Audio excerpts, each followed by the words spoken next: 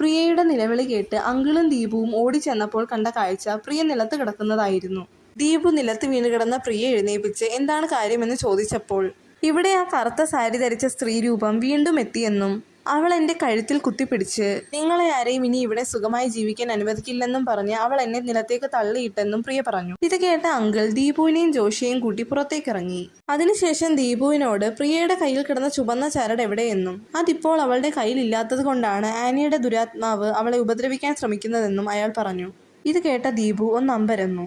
അത് ആനിയുടെ ആത്മാവാണെന്ന് അങ്കിളിന് എങ്ങനെ മനസ്സിലായെന്നും അങ്കിൾ എന്തിനാണ് എല്ലാ മാസവും വന്ന് പ്രിയയുടെ കയ്യിൽ ഈ ചുവന്ന ചരട് കെട്ടിക്കൊടുക്കുന്നതെന്ന് ചോദിച്ചിട്ട് അങ്കിളിന്റെ കയ്യിലേക്ക് നോക്കിയപ്പോൾ അതേ ചരട് അങ്കിളിന്റെ കയ്യിൽ കിടക്കുന്നത് അവൻ കണ്ടൊന്ന് ഞെട്ടി. അങ്കിളിന്റെ കയ്യിലും പ്രിയയുടെ കയ്യിൽ കിടന്ന പോലെയുള്ള ചുവന്ന ചരട് ഉണ്ടല്ലോ എന്നും അതെന്തിനാണ് കെട്ടുന്നതെന്നും ദീപു അയാളോട് ചോദിച്ചപ്പോൾ എന്റെയും എൻ്റെ കുടുംബത്തിന്റെയും ഐശ്വര്യത്തിന് വേണ്ടി എല്ലാ മാസവും ഈ ചരട് കെട്ടണമെന്ന് ഒരു അമ്പലത്തിലെ തിരുമേനി പറഞ്ഞതാണെന്നും അതിനുവേണ്ടിയാണ് ഞങ്ങൾ ഈ ചരട് കയ്യിൽ കെട്ടുന്നതെന്നും അയാൾ പറഞ്ഞു.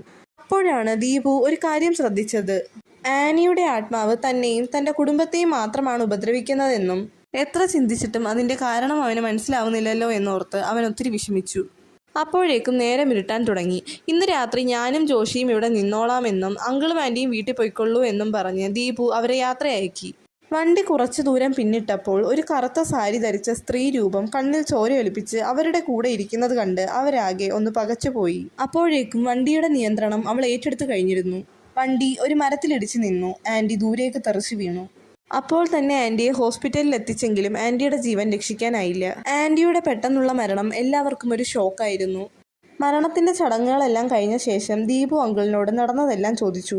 അപ്പോഴേക്കും ദീപുവിനൊരു ഫോൺ വന്നു. ഫോൺ എടുത്തതും ഫോണിലൂടെ കേട്ട ഒരു സ്ത്രീയുടെ പൊട്ടിച്ചിരി ശബ്ദം അവനെ ആകെ ഭയപ്പെടുത്തി.